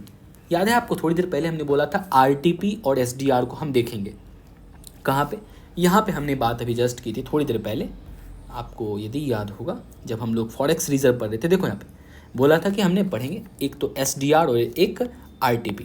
हमने बात किया था कि वी विल डिस्कस हियर, तो ये दोनों चीज़, तो आप RTP तो अभी समझ गए, इसलिए यहाँ पे भी देखो लिखा हुआ था 25% of India's quota in IMF, यही RTP होता है। RTP में ये 5 करेंसी है, डॉलर, येन, येनबिनबे, रेन और पाउंड स्टर्लिंग। तो अब शायद कंसेप्ट क्लियर हुआ होगा यहाँ पे। हो गया, इसे ये कहते हैं। और पता है इसकी खासियत क्या है, ये मनी आप जब 25% यहाँ IMF में जमा कर देते हैं ना, member can access it any time without paying interest. जब आपको ज़रूरत है तुरंत RBI को फ़ोन करो, ब्रो मुझे पैसा दो, मुझे ज़रूरत है, बोलेगा RBI, IMF बोलेगा ले जाओ, तुम्हारा मनी है। बट लेकिन जब आपकी कंप्लीट हो जाए ज़रूरत 2 महीने 3 महीने में, फिर आप इसे वापस आके अपने IMF के इस कोटा में RTP को भर दीजिए। Members can fill 25% in only 2-3 combinations if all currency is not available। यदि all currency नहीं अवेलेबल है, 2-3 के कॉम्बिनेशन सिंपली एक में भी कर सकते हैं, कोई इशू नहीं इसमें। तो ये हो गई कहानी इसकी। एंड लास्ट डिस्कशन, हमारी थोड़ी सी और बची हुई डिस्कशन, IMF की रोल ऑफ IMF कोटा क्या होता है, यह बताता है आपका सब्सक्रिप्शन। जैसे मान लो आप नेटफ्लिक्स का सब्सक्रिप्शन लेते हो, हॉटस्टार का सब्सक्रिप्शन लेते हो, ये बताता है आपका सब्सक्रिप्शन जो कोटा आप पे करते हैं। Maximum financial contribution to IMF resource, IMF के घर में जितना भी पैसा है जिससे हेल्प करता है, सबसे अधिक पैसा उसे कोटा से ही मिलता है। तो सब्सक्रिप्शन अमाउंट ये हो गई। Access to finance, suppose you pay 100 rupees as quota under SBA stand by arrangement. Stand by arrangement short term के लिए यदि आपको मनी चाहिए, याद है ना, SBA अभी जस्ट हमने ऊपर पढ़ा, SBA हमने यहाँ पे पढ़ा, देखो SBA stand by arrangement, short term के लिए आपको मनी चाहिए। तो आपकी कोटा में यदि आप 100 रुपये जमा किए हैं ना, तो देखिए 150% तक मनी ले सकते हैं। मतलब कितना मस्त चीज़ है ना कि ओनली आप 100%, यदि 100 रुपये जमा किए हैं तो 150 रुपये लोन में ले सकते हैं। तो इसलिए हम जब मेंबरशिप फी कहीं देते हैं, हमें बेनिफिट क्या होता है, हम यदि नेटफ्लिक्स खरीदते हैं, ऐसा नहीं कि वो मनी मेरा डूब गया, उससे हम लोग बहुत बेनिफिट लेते हैं, benefit in the sense of entertainment. तो ये हो गया, 2 चीज़ हमें बेनिफिट देखो मिला। तीसरा बेनिफिट क्या होता है कोटा देने से, आपकी ये वोटिंग पावर बनाता है। जैसे ही कोई कंट्री मनी जमा किया अपना कोटा, चाहे वो कोटा कोई करे, इंडिया करे, बुरुंडी करे, पाकिस्तान करे, अपना कोटा, भले सबका कोटा अलग होगा, किसी का कम किसी का ज़्यादा होगा, बट कोटा जमा करते ही उसे तुरंत at a time 250 basic vote मिल जाएगा। At the moment any country joins IMF, immediately 250 vote तो उसे इसी समय मिल गया।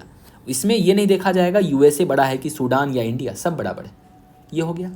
लेकिन आपकी वोट और बढ़ती है जब आपके पास यदि मान लो 1 लाख SDR है, तो आपको 1 वोट एक्स्ट्रा हो जाएगा, मतलब अब आपका हो जाएगा 251। यदि 2 लाख है 252 वोट। लेकिन ये कैसे, क्या है SDR, जस्ट वेट, अभी हम लोग जस्ट देखते हैं। तो SDR क्या होता है, बस एक लास्ट वही कंसेप्ट बचा हुआ है SDR। IMF की पूरी बॉडी है, तो वहाँ पे भी क्या होगा, 100% वोटिंग राइट होगा। उस 100% वोटिंग राइट में ओनली USA के पास 16% है। हर जगह USA अपना डोमिनेंस बना के रखता है, अदरवाइज बोलेगा मुझे इस ऑर्गेनाइजेशन में रहना ही नहीं है।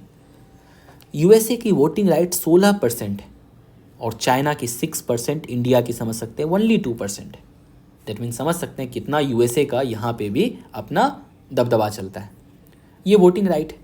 यदि ऑर्डरली वे में देखें, यदि टॉप 5 कंट्री नहीं, मतलब जो 5 ग्लोबल कंट्रीज़ में, जैसे US, UK, Japan, Germany, France, इनकी ही बस इस 4-5 कंट्री को मिला दो, 5 कंट्री का अकेले 40% वोटेज हो जाता है IMF में।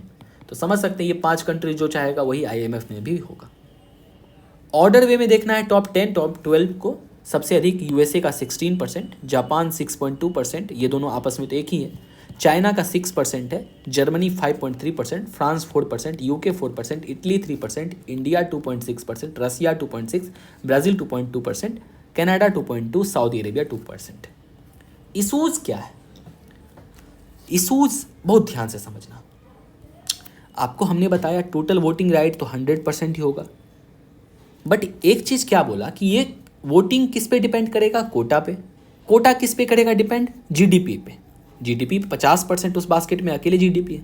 मतलब यदि किसी कंट्री की GDP बढ़ेगी तो वोटिंग राइट बढ़ेगी, और ये हर 5 साल में रिन्यू होता है, ये IMF कोटा रिन्यू होता है। USA का कहानी देखो, USA का वोट जो मिला हुआ है बहुत पहले से 16% उसके पास वोट है। इंडिया को जब वोट मिला 2%, आज इंडिया और आप चाइना कंट्री का GDP देखेंगे बहुत ह्यूज ग्रो किया है। मतलब जो उसकी पहली जीडीपी थी या चाइना की, आज तो ज़बरदस्त ग्रोथ किया है चाइना की जीडीपी। तो इसका मतलब है वोटिंग पावर चाइना का बढ़ेगा, इंडिया का वोटिंग राइट बढ़ेगा। लेकिन टोटल वोट 100% ही है। यदि चाइना और इंडिया का हम वोटिंग राइट बढ़ाएंगे तो किसी ना किसी का तो कम करना होगा ना। कैसे होगा कि एक आदमी मतलब पहले से 100% है, चाइना और इंडिया को इतना मिला हुआ है, यदि हमें इसकी वोटिंग राइट बढ़ानी है तो यूएसए का तो कम करना होगा। लेकिन यहाँ पे मुद्दा आ जाता है, यूएसए मानता ही नहीं, बोला अरे नहीं ऐसा नहीं होगा, हम अपना वोटिंग राइट क्यों कम करें। वो कम करना ही नहीं चाहता यूएसए। मेन प्रॉब्लम यहाँ आके फंस जाती है, जिसकी वजह से अभी थोड़ा ग्लोबल इंस्टीट्यूशन में प्रॉब्लम चल रहा है, जिसकी वजह से कई बार हमारे प्राइम मिनिस्टर साहब भी बोले हैं कि इसमें रिफॉर्म करना ज़रूरत है, अदरवाइज नहीं तो फिर इसकी रेलेवेंस कुछ नहीं रही। तो टोटल 100% वोटिंग राइट है। China, India etcetera growing country है, तो इसकी demand from IMF also increase हो रहा है, हमारा वोटिंग राइट भी बढ़ना चाहिए। So to increase someone voting in IMF, यदि किसी की वोटिंग हमें बढ़ानी है तो क्या करना होगा, किसी की वोटिंग राइट को डिक्रीज करना होगा। That is USA has larger vote है, but USA didn't want to increase another members voting right. नहीं तो वो धमकी देता है हम छोड़ देंगे, जैसे वो WTO छोड़ दिया था। वो बहुत मतलब अपना सेल्फिश पर्सन है। एंड लास्ट वन इज, बस हमें समझनी है व्हाट इज SDR क्या होता है, और हम डिस्कशन को एंड करेंगे। आई थिंक बहुत लंबी लेक्चर हो रही है, बट क्या करें, कंसेप्ट लिंकेजेस है, छोड़ नहीं सकते इसे। तो SDR देखो क्या समझते हैं बहुत आसानी से। SDR पहले बात तो दिमाग में आज बैठा लेनी है, ये कोई करेंसी नहीं है, यह एक बास्केट ऑफ करेंसी है। जैसे आपका पर्स है, पर्स कोई करेंसी आपका नहीं है, पर्स में आप मनी रखते हो। सेम है एकदम, बिल्कुल समझना है। आपका वैलेट जो पर्स है, पर्स इक्वल टू SDR है। उस वैलेट में, जैसे वैलेट में मान लो इधर 70 रुपीज़ है, $1 है, आपने अपने वैलेट में 2 करेंसी रखा है। एक बार 70 रुपीज़ भी रखा है और $1 भी रखा है। तो अभी यदि हम पूछे कि आपके वैलेट की अभी प्राइस कितनी है इसमें, तो आप बोलेंगे 70 रुपीज़ और $1। या फिर इसे कन्वर्ट करके सिर्फ रुपये में भी आप बोल सकते हैं कि ये टोटल 140 रुपीज़ है। यदि $1 बराबर 70 रुपीज़ है तो आप बोलेंगे कि टोटल 140 रुपीज़ है। तीसरी भाषा में आप ये भी बोल सकते हैं मेरे पर्स की अभी वैल्यू $2 है, सॉरी $2 है। सेम वे 1 SDR बराबर 140 रुपये। मतलब यदि मेरे बास्केट में ये, तो हम इसको बोलते हैं SDR बोले, 140 रुपये उसकी वैल्यू हुई, बट करेंसी नहीं है, हमारे पर्स में मनी है, इसलिए हम उसके बोल रहे हैं पर्स की वैल्यू $2 है या 140 रुपये। सेम है SDR हमारा पर्स है, उसमें मनी रखें तो SDR की वैल्यू बताएं। बस ये कंसेप्ट यदि आप अपने जहन में, माइंड में घुसा लो, तब तो पूरी ज़िंदगी में मतलब राहत मिलेगी। बट माइंड को बहुत लोग, कोई लोग एक्सेप्ट करना ही नहीं चाहते हैं, SDR को करेंसी नहीं मानेंगे ही।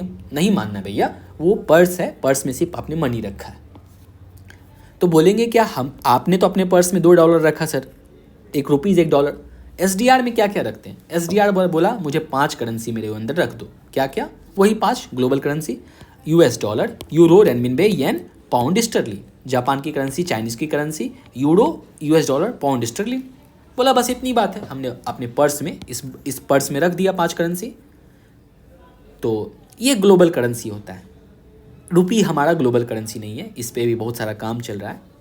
Condition to become a global currency, तो आपको यदि कोई, जैसे रुपीज़ को मान लो ग्लोबल करेंसी बननी है, तो क्या क्या कंडीशन है ग्लोबल करेंसी बनने के लिए। टॉप 5 ग्लोबल एक्सपोर्टर के रूप में, पूरी दुनिया में सामान बेचने के रूप में इंडिया का नंबर टॉप 5 में होना चाहिए।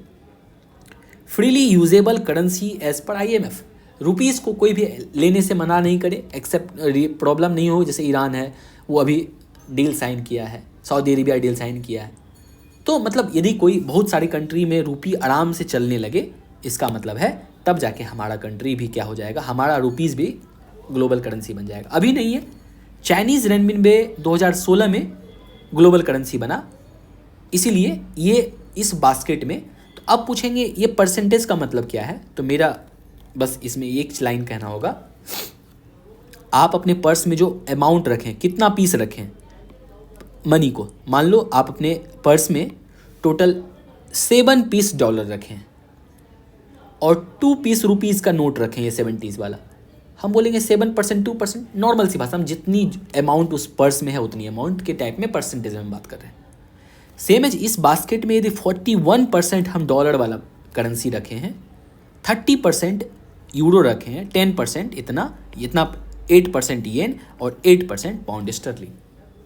और इसे डायग्राम में देखना चाहते हैं तो आप देखिए डॉलर की वैल्यू ऑलमोस्ट सबसे अधिक है, रेड वाला डॉलर पार्ट है, ब्लू वाला पार्ट हो गया यूरो चाइनीज करेंसी, येन और नीचे रेनबी, बस पाउंड स्टर्लिंग ये इसमें है बास्केट में।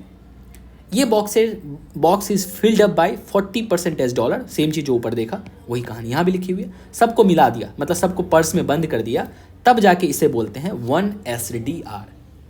SDR is not a currency, बिल्कुल ध्यान में रखना, जस्ट लाइक एक ये पर्स है।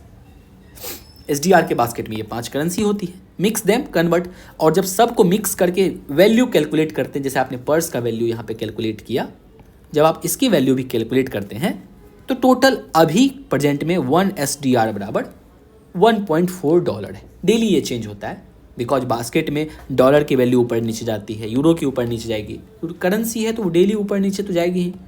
तो प्रेजेंटली में 1 SDR इक्वल टू 1.4 डॉलर है, मतलब मोटा मोटी कहे तौर पे अप्रॉक्सीमेट में कि $1.5 बराबर 1 SDR की वैल्यू है। मतलब पर्स में यदि 1 SDR है मतलब इतना करेंसी का वैल्यू है, जब सबको हम डॉलर में कन्वर्ट कर देंगे। ये डिसाइड होता है एवरीडे बेसिस पे, कौन करता है? IMF करता है।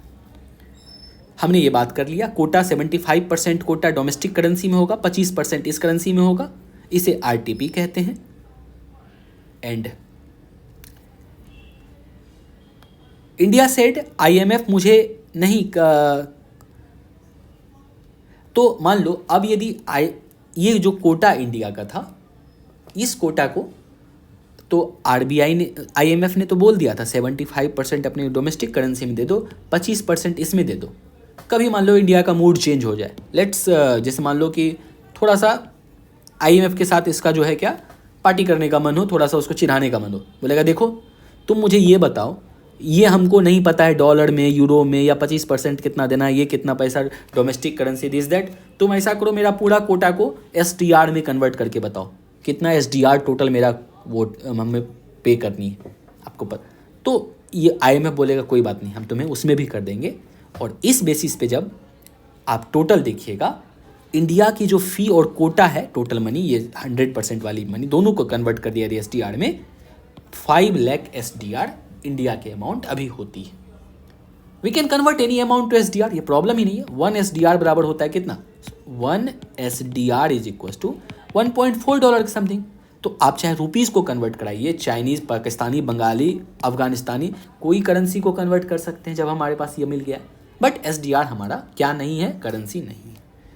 ये इसलिए बार बार बोल रहे हैं बिकॉज एग्जाम में कई बार आपको कंफ्यूज करेगा। SDR is not a currency. SDR basket of 5 currency है इन अ फिक्स्ड प्रोपोर्शन। यदि आपके पास SDR है, इसका मतलब ये नहीं है कि आप क्लेम कर लेते हैं IMF के रिसोर्स पे। Suppose Pakistan be the member of IMF and paid membership fee, but if he is doing terror demanding money from IMF बोलेगा भागो यहाँ से। मतलब आप IMF का मेंबर बन गए हैं तो इसका मतलब ये नहीं कि IMF के कान पे चढ़ के बोलिएगा कि मुझे पैसा दो ही दो। नहीं, IMF चेक करेगा आप सही काम कर रहे हैं कि नहीं कर रहे हैं। तो मतलब आपको SDR मिल गया, कोटा मिल गया, इसका मतलब नहीं कि आपको लोन दे ही देगा। SDR क्या है? Potential claim on freely usable currencies of IMF member. IMF member से आप क्या कर सकते हैं? यदि आपके पास SDR है तो 2 मेंबर के बीच में आप ट्रेड भी कर सकते हैं SDR को यूज करके, जैसे मनी से यूज करते हैं ना, SDR भी समझ लीजिए जस्ट लाइक मनी के तरह आप उसे ट्रेड कर सकते हैं। SDR international reserve asset with IMF। IMF के पास यह एक इंटरनेशनल रिजर्व ऑफ एसेट होता है SDR। SDR एक unit of account of IMF है।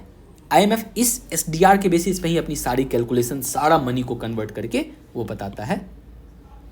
General allocation of IMF resource, मतलब कि कभी कभी IMF क्या होता है, जैसे अभी कोविड आया, कोविड में टोटल IMF पता है आपको 12.7 बिलियन SDR इंडिया को दिया और 650 बिलियन डॉलर का जो है, इतना बिलियन डॉलर रुपीज़, और जब आप इसे SDR में कन्वर्ट करेंगे मतलब 456 बिलियन डॉलर जो है, ये ऐड दिया कोविड से फाइट करने के लिए। हर कंट्री में बोला तुम डिस्ट्रीब्यूट कर लो। मतलब IMF समय समय पे मनी देता है आपको as a grant, as a help करने के लिए। तो मेरा अभी यहाँ पे ये कहना है, इंडिया को मान लो इतना पैसा मिला, तो क्या पाकिस्तान को भी इतना मिला होगा? नहीं। ये सारा न्यूज़ इंडियन एक्सप्रेस का न्यूज़ है। आप यदि सर्च करेंगे only IMF allocates $12.757 billion SDR to India, पूरी की पूरी आर्टिकल ओपन हो जाएगी, आप पढ़ सकते हैं उसे। तो अभी मेन क्वेश्चन मेरा है, क्या जितना इंडिया को पैसा मिला इस $650 बिलियन में से, क्या उतना पाकिस्तान को भी मिला होगा? क्या उतना अफगानिस्तान को भी मिला होगा? नहीं, सबको अलग मिलता है। तो वही हम बात करते हैं, ये एलोकेशन कैसे होता है। The moment any country join IMF by paying quota, जैसे ही कोटा पे करके ज्वाइन करते हैं, IMF आपसे पूछता है, do you want to become a member of SDR department? क्या तुम SDR डिपार्टमेंट का भी मेंबर बनना चाहता है? If IMF feel there is a global problem और crisis, IMF distributes money to SDR department member. और जो इसका मेंबर बना रहता है, जैसे मान लो लाइब्रेरी का है, आपने लाइब्रेरी का मेंबरशिप ले लिया, लेकिन लाइब्रेरी में भी होता है क्या, एक आपको बस टेबल पे बैठ के पढ़ाई करनी है, दूसरा बुक इशू करवानी है। यदि आपको बुक इशू करवानी है तो उसके लिए आपको अलग से एक फॉर्म भरना होगा। सेम इज SDR डिपार्टमेंट का फॉर्म बनना है तो IMF पूछेगा। यदि आप बन जाते हैं मेंबर तो समय समय पे ये SDR डिपार्टमेंट मेंबर को IMF मनी देता है। Total 190 member of IMF are the member of SDR department. इससे आप ये समझ सकते हैं जितना मेंबर है सभी SDR का डिपार्टमेंट भी है। कैसे मनी देगा? जिस कंट्री की ग्रेटर कोटा होगी उसे ग्रेटर SDR एलोकेशन मिलेगा। मतलब इंडिया की कोटा पाकिस्तान से अधिक है तो इंडिया को अधिक पैसा मिलेगा, और इंडिया से भी अधिक कोटा चाइना का है तो इंडिया से ज़्यादा पैसा चाइना को मिलेगा। जब ये कोविड रिलीफ फंड निकाला था, मतलब जिस कंट्री की जितनी कोटा होगी उतनी अधिक उसे पैसा मिलेगा। एग्जाम्पल के तौर पे SDR डिपार्टमेंट यहाँ पे है, एक कंट्री है इंडिया, एक कंट्री है सोमालिया। मान लो इंडिया को, यदि इंडिया की कोटा 10 लाख SDR है तो इसे SDR डिपार्टमेंट ने 3 लाख डोनेट किया। इसके रिस्पेक्ट में बुरुंडी का ओनली 50,000 SDR एलोकेशन था, तो IMF ने इसे बोला ओनली तुम 1 लाख SDR ले लो। जबकि इंडिया को कितना प्रोवाइड किया है? जबकि इंडिया को जो है प्रोवाइड किया है आपको 3 लाख SDR। तो मतलब इंडिया की कोटा अधिक है। सिंपल सी बात है, इंडिया की कोटा अधिक है तो सोमालियाज की कोटा से ज़्यादा इंडिया को मिलेगा। India's SDR allocation is greater than Somalia's SDR। Who can hold SDR? देखो ये भी एक बहुत इंपॉर्टेंट टॉपिक है। 3 times asked in UPSC। Completely आपको बस ये मेमोराइज करना है, बस 1 मिनट में कवर होगा। मतलब सिंपली SDR को कौन कौन रख सकता है? क्या आप अपने पर्स में लेके घूम सकते हैं SDR? नहीं सर, आप नहीं रख सकते हैं, हम भी नहीं रख सकते हैं। टोटल IMF ने 15 अभी तक बताया है प्रिस्क्राइब्ड होल्डर, 15 पर्सन्स रख सकता है। पर्सन मतलब 15 इंस्टीट्यूशन। 4 सेंट्रल बैंक को ये लाइसेंस मिला हुआ है, European central bank, bank of central African states, central bank of west African states, eastern Caribbean central bank. 3 intergovernmental monetary organisations को लाइसेंस मिला हुआ है, bank for international settlement, Latin American reserve fund, Arab monetary fund. 8 development institutions को मिला हुआ है licence. ADB को African development bank, African development fund, Asian development bank ADB, IBRD, IDA, Islamic development bank, Nordic investment bank, international fund for agriculture department. ये सभी persons भी क्या करता है, मतलब टोटल इतने सबको जोड़ दे तो ये 15 प्रिस्क्राइब्ड होल्डर हैं जो रख सकता है IMF को। कई बार एग्जाम में पूछा है, बस इसका नाम आपको 3-4 बार आप देखेंगे तो याद हो जाएगा। जैसा कि हमने बस एक कंसेप्ट को बस थोड़ा सा जो पीछे हमने बताया था कैसे SDR से कोई कंट्री ट्रेड कर सकता है, बस ये लास्ट यहाँ पे ख़त्म है हमारी ये चीज़। चाइना मेंबर है IMF का, इंडिया मेंबर है IMF का, ब्राज़ील मेंबर है IMF का। तो क्या होता है, SDR डिपार्टमेंट ने, अभी देखा हमने SDR डिपार्टमेंट ने सबको SDR एलोकेट किया कोविड के समय में, चाइना को भी दे दिया, इंडिया को भी दे दिया, ब्राज़ील को भी दे दिया।